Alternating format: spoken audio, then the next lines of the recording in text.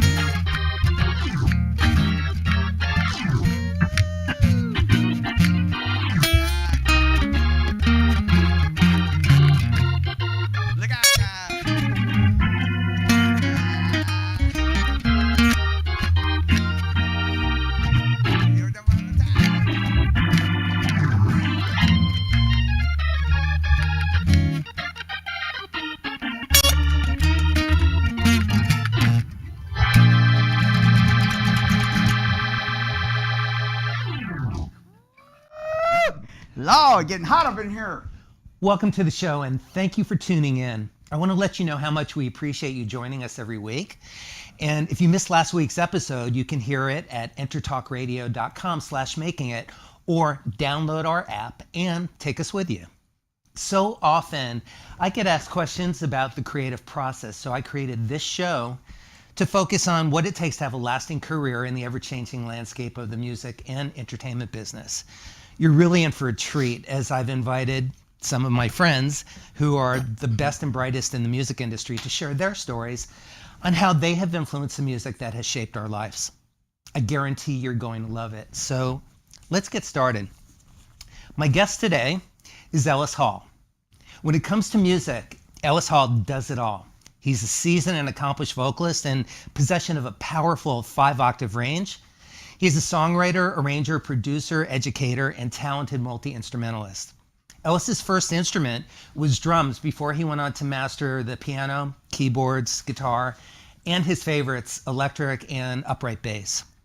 Across a career spanning 40 years plus and counting, Ellis Hall has proven himself to be an all-around performer who has entertained audiences on 5 continents, sharing stages with giants ranging from James Taylor, Natalie Cole, Patti LaBelle, Toby Keith, to Herbie Hancock, George Benson, Bobby Womack, George Duke, and Sheila E. His reputation of excellence has earned Ellis the moniker, the Ambassador of Soul. Please welcome my guest today, Ellis Hall. Welcome, brother. Well, my brother, you said soul. I sure did. This is such a joy to be here and share this incredible moment with you, bro. I mean, you've asked me before, and we both have been traveling. Yeah. So the fact that I'm here, and today I didn't have to drive, so that's a good thing. It's pretty great to see you. So let's jump in. You were named the Ambassador of Soul in 2010 by the conductor of the Rochester Symphony Orchestra, Jeff Tyzek. Yes, indeed. What does that title mean to you? Well, it just kind of really culminates a lot of the things that I've been kind of feeling over the years as far as the singing, the playing, and understand that soul is not just about the fact of singing black artists' music. Soul is about the experience of taking even a country song and making it, well, in my case, Ellisizing it, or taking a rock tune and whether I have the blonde wig on or not, just making it feel like it's coming from the true heartfelt spirit. So I'm honored when he called me that, because I had been saying to a lot of different people, including him, well, I'm just doing my best to work on my ambassadorship. And a light obviously went on, and he said, yeah, that's it. You are the ambassador of soul. So I'm honored to be this vessel. And what comes through this vessel is the heartfeltness of the spirit of song, the spirit of music, and I pray the spirit of life. You know, Ellis, I've heard you say that you've made a commitment to play, sing, and perform as if it's your last time on earth. That you've heard that from me many times. And yes, I couldn't agree more. Yeah, I know. I followed, that's my path as well. Can you elaborate on that point of view? Well, anytime I'm up there playing, and Bobby Womack and I used to talk about this all the time, making it feel so good that even if you're in the most worst or foulest of moods, changing, because music does have that ability to change your mind, whether you want it to or not. It's going to change your mind. Right. So I want to take that and enhance it. And, Bobby, I mentioned Bobby Womack, and I used to trade stories back and forth. But when I'd go into his room, I'd say, oh, man, let me hear what you talking about, what you do with Mr. Sam Cooke and all these other people. He said, no, Ellis, I want to hear what you talk about. So I tell all these different stories about, for instance, I had a acoustic guitar. And for some reason, on this particular day, way back in the late 60s, we wanted to imitate Jimi Hendrix. So what do is we take that acoustic guitar, and after I'm playing and rolling all over the floor and trying to act like him, we set it on fire. I don't know what in the world, because after that was done, I didn't have no more guitar. You used to have that guitar. Used to have that guitar, but I got one soon after that. But I'll tell you, you had mentioned earlier bass. Bass is still, if you got to say a favorite, it's still one of my favorites to play. But whatever it takes, whether it's drums, back in school I was beatboxing way before beatboxing had a name. And I didn't have to mess up a mic or spit on the mic. So I'll be walking down the high school. I just thought it was my heartbeat. Right. It kind of is your heartbeat. Yeah. Yeah. But, just the fun of celebrating and taking what music is delivered, be it a cover tune or what music rolls around inside my head. And there's a lot of music. God bless my manager / wife, because she used to deal with all these, you're making these strange noises. I said, well, I got a song going on. I can't help it. So we get together and actually start doing these strange noises and making things feel so good. And eventually a song comes out and it's like, oh yeah, that's that moment we were looking for. Do you find, I'm asking because I know I do this, but when you've got a song that's starting to percolate, just starting to simmer in your belly, do you find that you just are walking around not talking to people and sometimes perhaps Maybe your wife is wondering what's on your mind. All the time. What's on your mind is a song. No, and, Yeah? and she's gotten, thank God, Yeah. used to me walking down the house. Right. You know, so all of a sudden it's like, hey, that feels pretty good. What do we do, you know, with that? Or, you know, writing a ballad, man, you know, Yeah. just placing your hands on a keyboard. Something comes out that you don't understand, but it feels so good. Oh yeah, Right. feels so good. You know Yeah, that's that angst. Yes. You know, Yeah. the soul angst. You know, or you're rocking and rolling, or playing a guitar that has a little extra crunch in it. You know, a rock guitar is like ah. Ellis, there was a conversation that you had with that I read in the Washington Times. Yes. Explaining that shakalaka Chakalaka. With a CH. with a CH. That's right. Means joyous, and Yes. and also you've got this big old box of crayons that's the treasure trove of songs that you've stored in your heart for over 40 years. Yes. Tell me about your box of crayons and Well- and joy. Well, I really started saying chakalaka back in the late 60s. I wasn't sure what kind of connotation, except I knew every time I said it. And it's so funny because the first time I heard something close to that was a DJ back in Boston. I think his name was Larry Justice. He had this thing called the Halls of Justice, and he used to say shakalaka all the time. he I said, did? "Oh." Yeah. So I said, man, but I'm feeling even more than that. How to make it more punchy? So I said, chakalaka, There you go. chakalaka. And so what happened was, all my friends started calling me the chakalaka dude. You know, and it just stuck. Even when I had the Ellis Hall groove, you know, that famous chakalaka sound, you know, serious groove.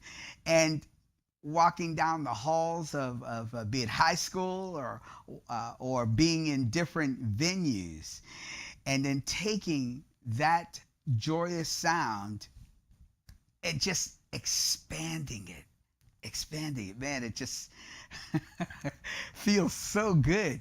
Feels just, whew. Yeah. So I want everybody to really know where you came from, and not just literally, but emotionally and spiritually, and just how your path has led you to this conversation today, right here. Well, I know you were born in 1951 in Savannah, Georgia. Yes, sir. And you were raised with brothers and sisters by Papa Ellis and Mama Vanna. Yeah. In a Southern Baptist church, which explains a lot about you. Yeah, hallelujah. But you know, Claxton, which I always tease about, at that time had one stoplight. And I always teasingly say one side of the sign said entering, the other side said leaving. Right. I was tiny, brother. Right. There were two partitions of Claxton. One was called Manassas, and the other called Claxton, about 55 miles outside of Savannah, inland. And I said it was so far back in the country, you know, sunshine. The sun was hard to get back in there. But it was amazing, because that first 5 years of my life was very, I don't even know how to say, enthralling. It was very, you know, I didn't know where my life was going to take me. And my mom was truly, really afraid, because she noticed a year into my birth that my eyes turned blue. Right. She found out later it was congenital glaucoma that took hold. Silver nitrate was a special eye drop that could have prevented it from taking hold. But back in the 50s, you know, there were two hospitals. White hospitals and black. Yeah. And those of you who might see us on the screen, you might imagine what I went to. Yeah. Although I always say, when I sing different songs, like Elton John songs, I say, oh, I'm Elton John with a tan. Right. But the bottom line is so I went to the black hospital. They didn't know about silver nitrate. So at 5 years old, it was very fortuitous that my parents said, we need to take him somewhere where he can work on his what I call now interdependence, Mm-hmm. which meant getting an education so I wouldn't have to, quote unquote, sell brooms or make broom Yeah. sticks or sell in dark rooms developing pictures. Right. You know, that's what it was for us at that time. They didn't know what to do with the visually impaired, Right. or those who really would lose their sight. Now, interestingly enough, at the time that I went, I had enough sight that I could walk around without a cane. I can guide others around. But the fact that they had the forethought to teach me that interdependence in Perkins School for the Blind, Right. which still today teaches how to go forward, not just get stuck in one place. It opens up your mind to that prospect of all the things that you can do rather than what somebody else has to do for you. And your parents had the great wisdom and perhaps courage to pack up the whole family and move Yes. to Boston. That's absolutely right. And that's how we arrived in Boston. And I believe it was 1956 when I first went to Perkins. And what's very interesting too, brother, you know, that was a school where you had day students. You also had what they call weekend students or week students who would stay Monday through Friday. That latter was me because Roxbury was quite far from Watertown, Massachusetts. So it was some very lonely times. Once, For a little kid. yeah. So I mean, I would want to go home, but realizing eventually, it really did change my whole life. Learning how to gather my interdependence, how to, when I was feeling low down, how to pick myself up when there was no other friends to be there to pick me up. And it is to this day helped me to do whatever to hopefully help someone else see that light through that kind of darkness. Which is a really big part of your mission and your path in life. Oh, yeah. Is to touch people through your music and through your spirit. Well, you know what's interesting too, brother? Long before I started doing music, now my first inclination was I wanted to be an architect. Oh, So you've been good at that. Well, I love shapes. Well, and you have a great imagination. Well, thank you, my brother. I love putting things together. But my mom, the wisdom, a Georgia mom, Right. she knew, and she says for the longest time, you know, she's passed on now, but, you know, I came out of the womb dancing and singing. She, you know, I said, ow, that must have hurt. But seriously, once I got into the music bug and how that really got started, at 14, I snuck into this club in Boston, had no business being there. Yes, she found out later. Moms always find out. But I saw the looks on the faces of the band as it were whipping the audience into shape. Right, and you still had some partial sight. I then, so did. And Brother Terry, let me tell you, that changed my trajectory in life. I went home like a house of fire and started, I had a set of bongos that they had bought for me. I literally just taught myself everything I could on the bongos, put a third bongo on because I didn't have a real drum set, made my own version of a hi-hat. I taught myself how to play, you know, the wash tub bass, where you take a wash tub and put a hole in it. I did all that because I had shop class, but I did that at home. I found some piece of tool and I put a string through it and took one of my mom's brooms and took the straws off and stretched it. Well, boy, what did you do to my broom? But I was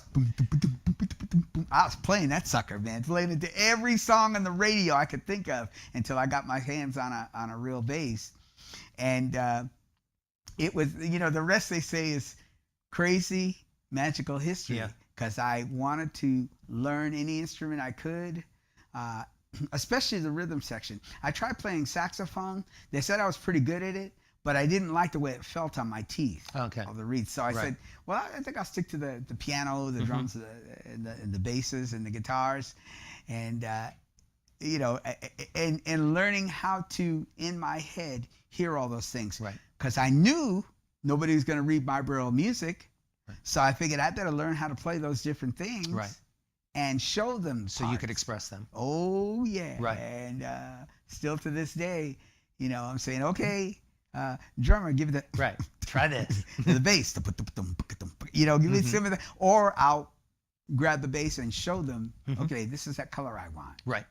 And I love speaking in that, like, non sequitur, talk about colors. Right. That's why I say I have a big old box of crayons. Well, and for somebody who is sightless, Yes.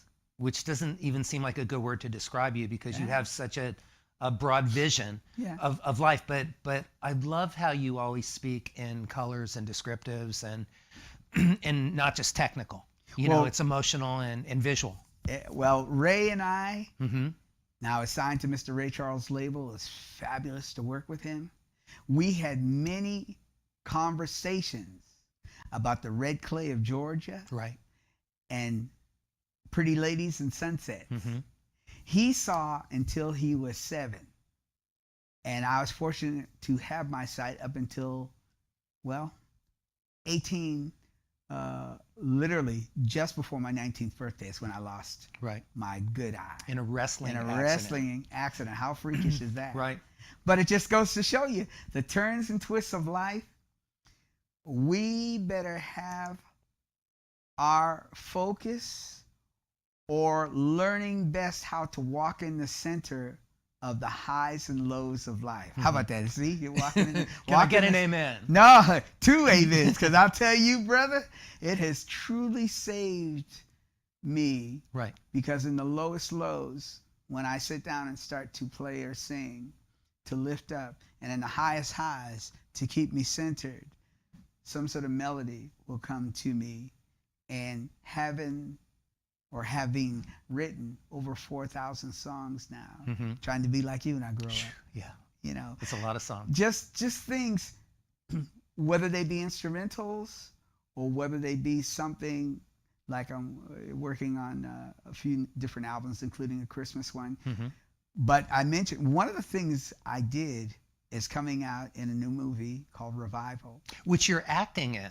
Yeah, right? Is that true? Yeah. You see me for the first time. Well, it's not the first time I've seen you acting because no. Gospel of Cologne. No, but I wipe the floor. When I say first time, meaning no glasses on. Oh, for real? Yeah. So you're gonna see my your beautiful eyes. And it was interesting working with them on that movie. Right. Because I had a song called Once Upon an Evening Star. And I happened to play it at dear friend Harry Lennox, great, not only producer but actor. He 5 Heartbeats, but he also is in this thing called The Blacklist, one of my favorite shows. I love that show. But when he heard that song, he said, I'm working on this movie. That's got to be in the movie. So he talked to my wife manager, whom I lovingly call Wifeager. Layala, and she said, oh yeah, we can work that out. And hallelujah. And so they're working on it coming out, but Revival, y'all look for it because it's coming soon. I can't wait to see that. Oh, it'll blow your mind, bro. It was fun. So Ellis, I've got a lot of questions for you. I know you do. Let me see that paper. Wait. And this one it's personal. Yes, please. But I know you won't mind answering it. What is, at this point, you know, in your life, what has been the hardest part of being blind, and also what has turned out to be the greatest gift? That's a good thing. Well, if I really say there's a hardest part about being blind, I tell my lovely Layala all the time that, you know, if I could see, I really would be driving all over the place. Right. So making sure that I have as much of my interdependence, even though I have to be around people all the time, when I go into songwriting mode, I tell her and others, if I'm quiet, you know, don't take it personally, because I'm inside myself. There's something that's coming through. And I know, as I said it earlier, I'm the vessel.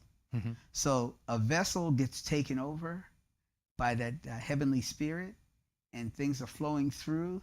Let them flow through. I'll know when anything else is trying to take me another place where I do not want to go. Mm-hmm. So then I say, no, that's not for me to go there. But And by that you mean sadness? Or no, darkness, just sadness, or even Right. something quote unquote negative, as they Okay. would call it, that would come upon me. Sure. It's like, no. Dark. Yeah. Right. Yeah. I recognize that color and not be afraid of it. Right. But at the same time, no, I don't have to go into it. You want to stand in the light. Yeah, exactly. And standing in the light, I can paint that dark color and hopefully help someone else see the light, Right. as opposed to drowning in that other thing. It's hard to get out of it. It's like a quicksand. Yeah. So has there been a hidden gift perhaps in losing your sight? Yeah, well, How has that added to your life?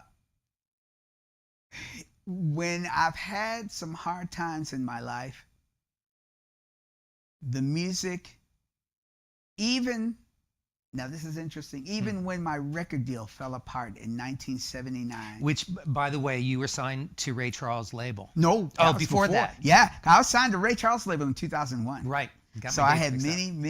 many You've got a things lot of along albums the out. way. Yes. And Ray, through his inimitable style, why the hadn't somebody told me about you? I need to kick a lot of yeah, so I'll put you don't need the censor button, I'll put it in there. But why not hear about you? He was so into grabbing the colors that I had to present to him and to the world. Mm-hmm. But before then, my brother, with the Ellis Hall group. The Ellis Hall group started in 1973, I believe, back in Boston, right? Yes, it was. Mm-hmm. Yes. And that was a funky Oh, time in Boston Oh, brother. for live music. 73 through 78. And we opened the club up. scene was just amazing. It was amazing. And not only that, we opened up, check this out. Everyone from the Spinners to Earth, Wind and Fire, the Cars, Taj Mahal, we Right. opened up for him. Right. We opened, so it's eclectic, Mm-hmm. many things. Even Aerosmith, they had wanted us to do something. We didn't get to do it with them. Mm-hmm. But I knew Steven Tyler and the Sure. other cats in the band, growing up in Boston. So but we got to, with the Ellis Hall group, play for, God bless her, Jacqueline Kennedy Onassis and Rose Kennedy, Right. and other people. Even before I formed the Ellis Hall group, I got to meet early in my life Miss Helen Keller, and then I sang for her funeral. I wanted to talk to you about that because I know Yes. Helen Keller was a friend of yours. Well- You met her. Did you meet her at Perkins? Yeah, I met her at Perkins. I wouldn't say we okay. became friends because I was younger, way younger than Right. her. But what it was, well, I'll tell you this. Yes. When she first met me, she gave me a big old hug, and she signed it to her person. He's a lovely young boy. Uh-huh. And so they asked me with the choir in 1968 when she passed. And it was my first time on an airplane. Wow. And I didn't understand the complete situation because with my bud Russell, I kept saying, do you realize we're going to New York? We're going to Hendrix country. That was my excitement. And now it was fun to sing for her. Yeah. And going to St. Patrick's Cathedral, Yeah. that organ, my brother, Mm-hmm. I still have a certain dent in my esophagus. Right. Because all those pipes got into every bit of my heart and soul. Mm-hmm. And singing for her we had like 8 of us singing. And it was amazing. But I knew once the music bug got me, there was no turning around. And like I was saying earlier, even 1979, when everything fell apart from my record deal that was supposed to happen, it was actually to CBS Records. and even Earth, Wind, and Fire, some of the horns played on the record, and the record fell apart, and my marriage at the time fell apart. So it was tough times. Yeah. And I came back, and I went into a friend of mine. He had a room at his house, and I sat in that room literally for a week. Barely spoke to anyone. Just said perfunctory highs and this and that. Wrote a lot of songs, but on top of that, just said, okay, if I'm gonna be in this, I need to deal with the highs and lows and keep myself centered. My faith, when people ask me about my faith, I call myself spiritual more than religious, because I don't follow any one religion. I do, however, follow that God living spirit. It's always with me. I always feel it. I always get notifications when I might be stepping on a path that I shouldn't continue down. And I do have the free choice to listen, and I do my best to listen. Now, if I fall, I'll do my best to wipe myself off and get back up. And I'm still standing. Well, I think that's one of the things that your mom and dad really instilled in you. Well, keep your life straight ahead wasn't Right. written by accident. You're right. Come on now. I know that you believe in mentoring, and you've had some wonderful mentors. And I wanted to ask you about your vocal coach when you were a kid, who's Nat King Cole's best friend. And he told you that he could coach you technically, but to be really great, something must unlock within you. See, you did your homework. Yeah. His name was Clay Douglas. There was only, I call us flies in the milk bowl. There were only 3 of us in that school. It was a mostly white school. My piano teacher, Henry Santos, was black. Clay Douglas. By the way, that's like just one more example of how visual you are when you tell a story. Yeah. Flies in the milk bowl. Okay. That's right. Continue. Yeah, well, and Clay Douglas, also black. Right. And he kept telling me, he says, you're young, you want to do all, because I wanted to do woo, all these licks and this and that and the other thing, and not even think about studying. He says, I can technically and will technically teach you how to sing, but it's going to take you to unlock the soul in you. And at 17, I just wanted to get to the licks and that. And then it wasn't till later when I heard Donny Hathaway sing Thank You, Master. And I didn't want to imitate it. I didn't want to emulate it. I wanted to figure out how I could celebrate my soul as he celebrated his. Because, I grew up listening to Stevie and Jackie Wilson and Sam Cooke. Loved all of that vibe, and recognized, because I listen, one thing's for sure is I listen to everything. From Patti Page to just so many people who just sang. I listened to Elvis. Elvis wanted to study that soul. That's how he would let it in. Right. And my God, Buddy Holly, he and Sam Cooke were dear friends. A lot of folks didn't know that. They would go to soul clubs together and listen. Buddy would listen to all these different things. And so I'm just saying, the bottom line is for me to bring out the best of me. And dear Henry Santos, he's still with us, God bless him. And he has come to see some of my symphony shows. And he cried like a baby because he recognized that I was playing my piano like I meant it, and playing my guitar or anything else he saw. So that was the greatest thrill, is to have him come, be a special guest. And Clay Douglas, who passed on earlier, he never got to see me play. Hopefully he got to see some of the things as I exploded with the Ellis Hall group. Right. We, without a record deal, were all over the place. Hallelujah. Yeah. With our friend Michael Thompson. Yeah. Playing guitar. Michael Thompson. Yeah, chicken picking madman. Let's talk about business for a second. Please. Because you talk about having had a major record deal and losing it. Yes, sir. And the what that felt like they get kicked to the ground essentially. And you talked about Leala, your wife, being your manager. And what's the best part of being in a family business right now and running it as a couple? That's a great question. I'll tell you what the best thing is first of all, the true lesson of even if we feel something is awry that we might argue about, we respect each other enough to say, okay, one doesn't have to be right, one doesn't have to be wrong.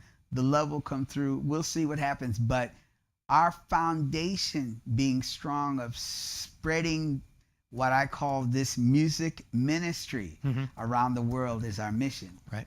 And she having been a manager before, and she can also sing too. Yeah, you'll see some things. Yeah, watch out. You'll hear some things.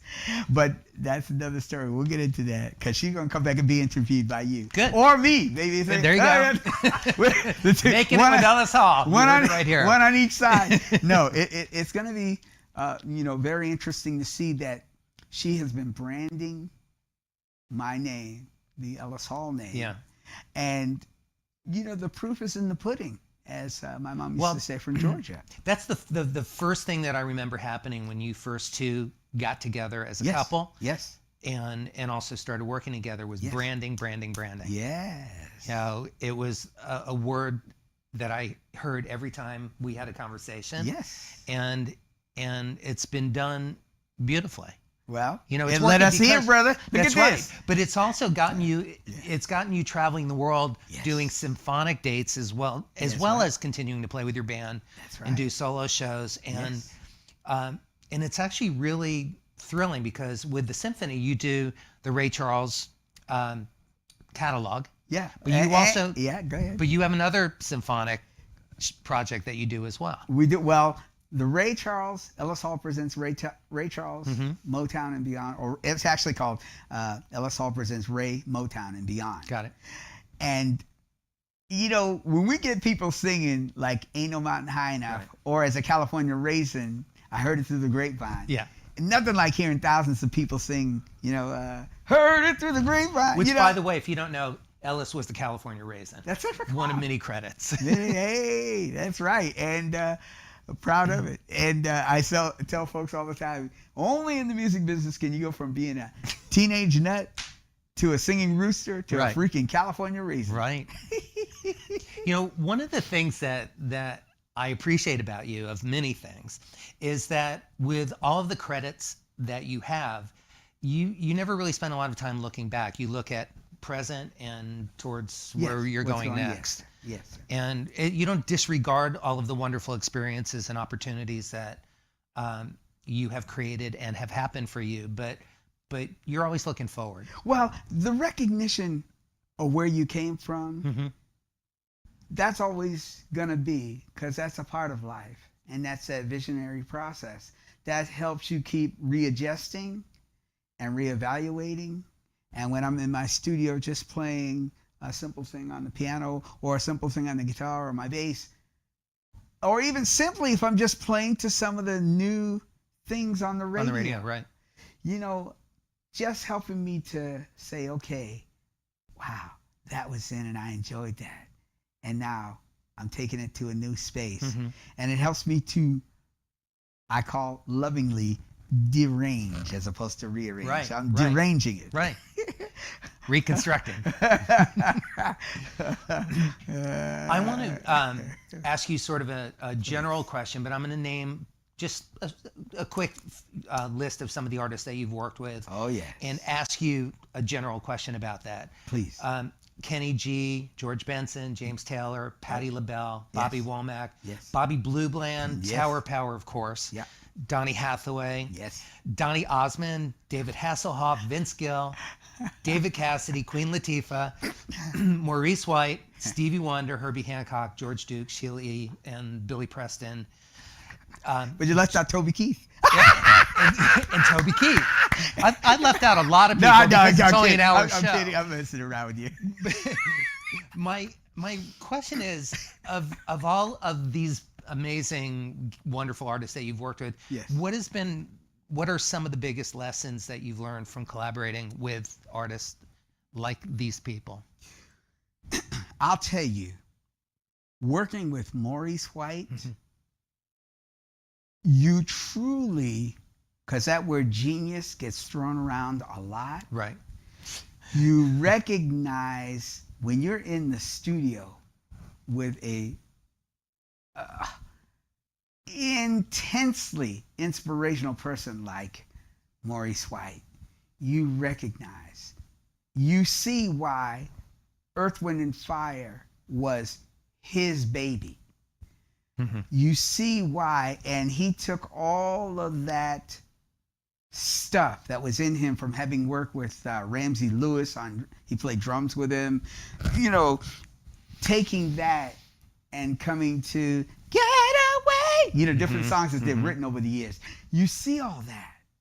And then, of course, sharing time whenever possible with my dear friend George Benson. Right.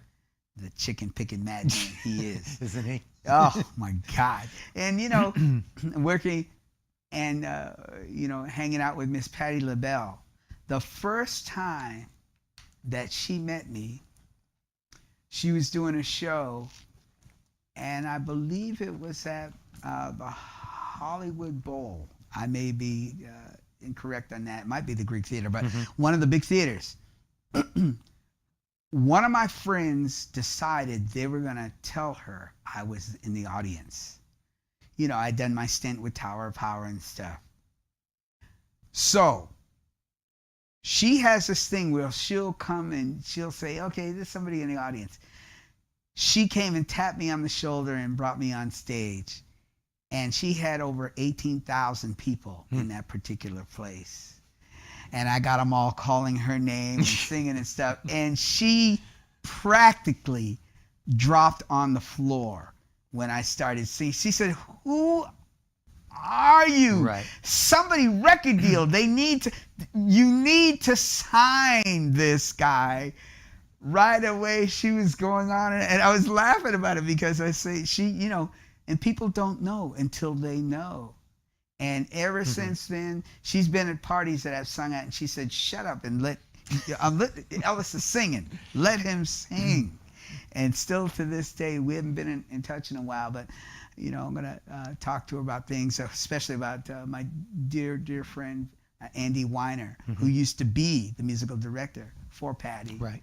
I want to talk to her about that, but just celebrating friends who have passed and friends who are still with us. But having said that, working and singing for her, singing for George, singing for all these people who don't know, what I do or have heard, and then seriously get it put in their face. It's like, my God, because again, I say I'm the vessel. Right. So yeah. If you're on stage with me and you're coming from a fear base, you're going to pack up your things and go home. Oh, yeah.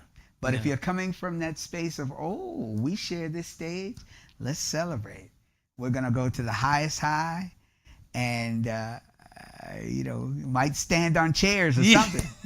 That's what's going to happen. Well, let's do a little celebrating right now. Come on. Would you sing a little something for me? I just want to hear you sing and play. Oh, let's see what. Anything. See. Yeah. Just give me a little sample. Yeah. Let's go. Touch of let's go. I'll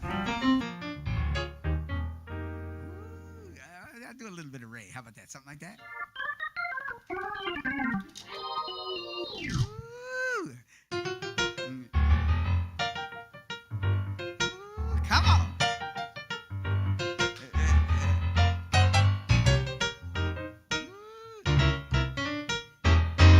Let me tell you about a girl, no. She gave my baby and she let me down. Every border for the total comes out. And bring me coffee and my favorite cause that's one note. One note. Hallelujah, just love her so. Wait a minute.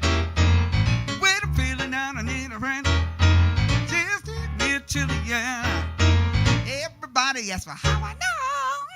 That's why they tell their coach to told me so. That's why I know. Why no, hallelujah, just love us. So wait a minute. When I call on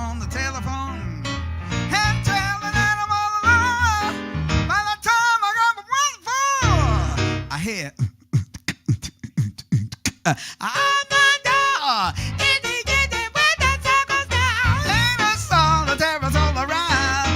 Kisses me, hold me tight.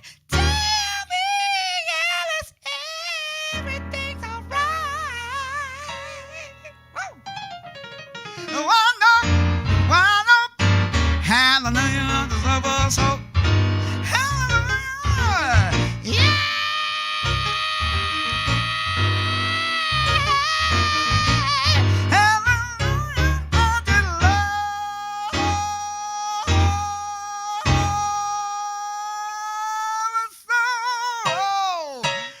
Good God.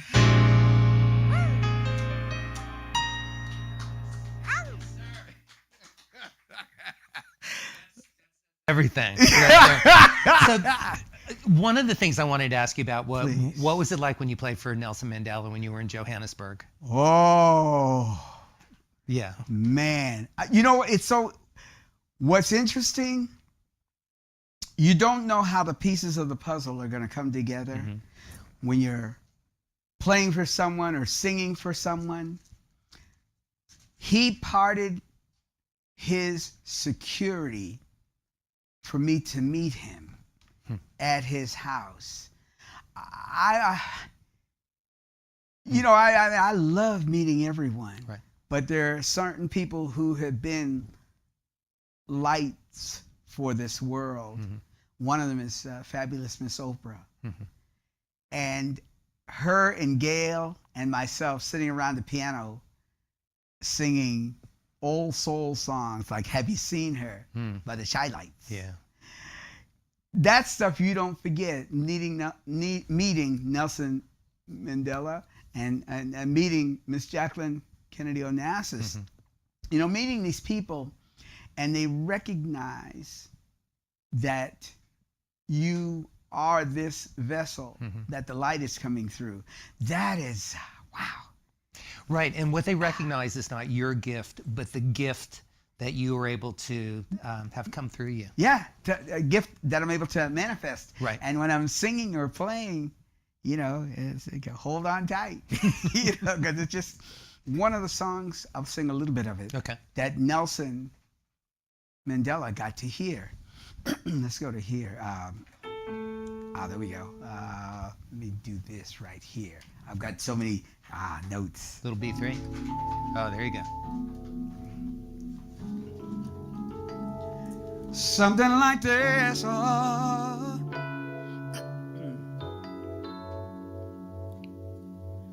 Jonestown, I know you're so far away.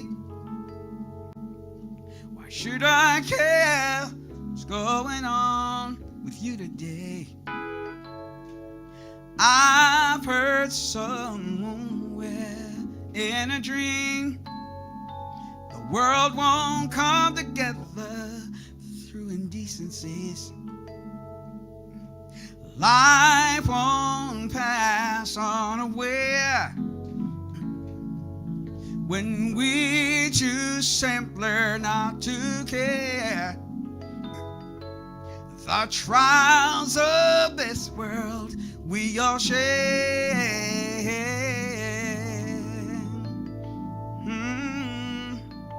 I say, Israel to Palestine, so far away.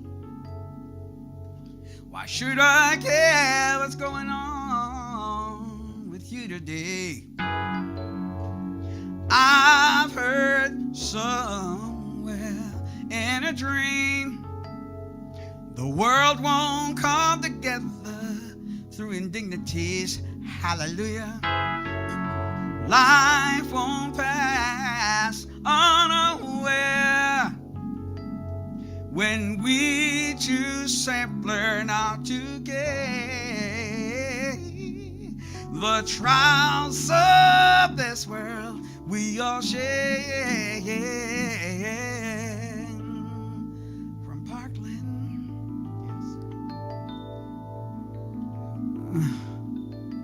to LA, to St. Paul. One more thing I got to say. Merry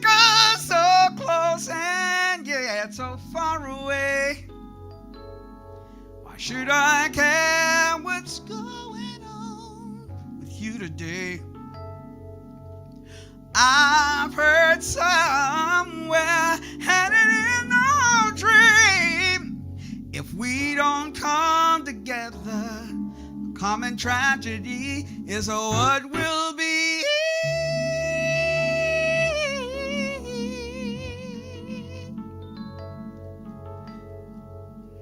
When love is all we need, and understanding life won't pass unaware. When we choose simply not to care, this affair we always share.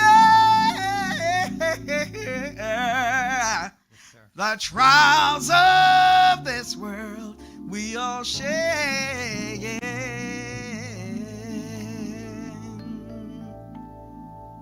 Mercy. Parkland, Yeah. Oh, my yeah. hometown. That's your Thank you hometown. I for didn't know. Miami. Yeah. Wow. So, we're getting to the end of our show, and, Yeah. and I know we're going to close the show with you playing guitar, the Yes. two of us playing together, which Yes. I always love doing. Yeah. But I want to ask you my closing questions that I Please. ask all of my guests. Please. The first is a two-part question. What does making it mean to you both personally and professionally, since the show is called Making It? And also, can you share 3 tips for success that have driven your career? I'm so confused. No. Making it. You know, making it for me is the music that I have inside to go not just worldwide, not just universal, but seriously multiversal. The vibrations to reach out and touch, just like, you know, when they put up telescopes, they may see light. When they put up other things, they may hear the sounds from way off distant galaxies. May my music, may that positive intenseness bring someone to that light or their version of that light that I feel. and you know, if I have to give tips to anyone, sing, play, or do whatever you're going to do in the positive vernacular to let them know you're here, and when you're not here, hopefully that thing you've done will resonate with them for the rest of their lives. Beautifully Understand? said. Beautifully said. Yeah. My final question, Ellis, before we get back to music and closing our show. At this point of your life, with everything that you know to be true, Yes. what would you tell your younger self?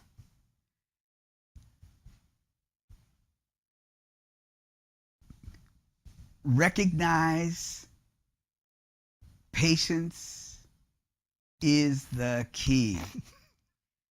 Don't have to have everything right now. But when it does, be ready for that moment. Celebrate that moment. Every moment, you know, live every moment like it's your last time on earth. And when I'm playing or singing or whatever, if it's decided that the Father Spirit, it's time for me to go home, I have said, hopefully, life well lived and song well sung. Having said that, why don't we play a little guitar and close the show out? Can I grab this here Yes, thing? sir. I act like I got no proof. Everybody go to ellishall.com. Please. We've got all the websites will be up on EnterTalk Radio's page. And you can find out all things Ellis, including all the upcoming symphonic performances, local shows at Vibrato. Yeah. Coming up in Los Angeles, and everything's listed. So we will give you those dates. In Toledo. Holy Toledo. This is one of my favorite of your songs, and it's called? It's called Girl, You're Not in Kansas Anymore. That's right. So, and by the way, this guitar, it's called a Yamaha Trans guitar, and I call her La La Babe, named after my darling. Yala. That's right. So start out with the drums.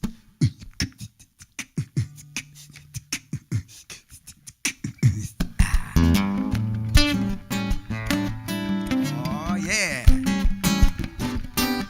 Storytelling time about a friend of mine. All right.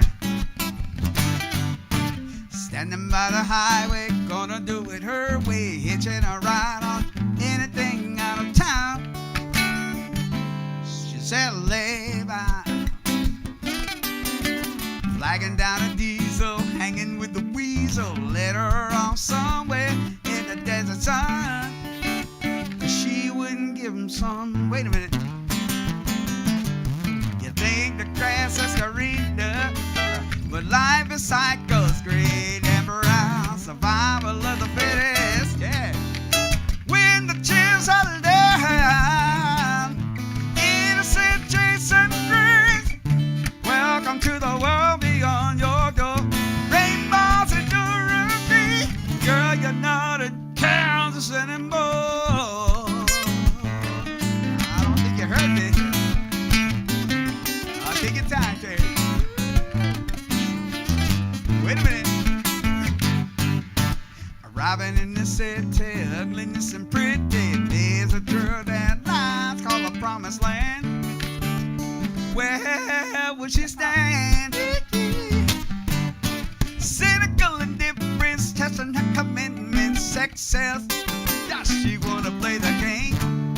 It's conscious of her fake. Oh, scary revelation. What you see ain't always right. Chance to make it better. Every day in life, innocent Jason Streets. Welcome to the world beyond your door. Rainbows and Dorothy. Girl, you're not in Kansas anymore. Boom City hero with skin. Plus I can never see before. Girl, you're not in Kansas. Whirling around and around on the wind of mystery. Time will work it out if only we leave. Can I play my guitar? Yeah.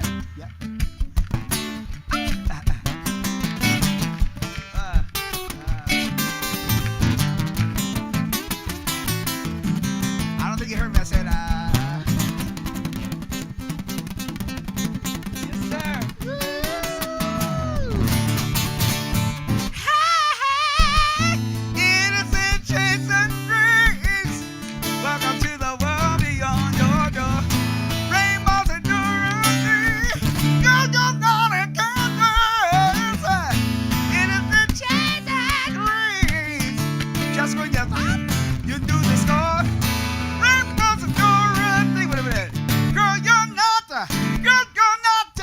Shots in the water, watch for you to die. You're not in Kansas.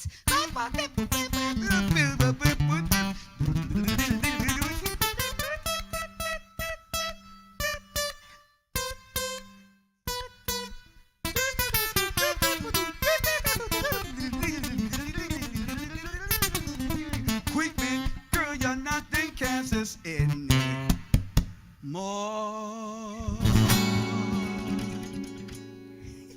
Ellis Hall, thank you so much for spending the Thank hour you, with me. I Terry. love you and Love you too, my friend. appreciate you. See y'all next week. Safe.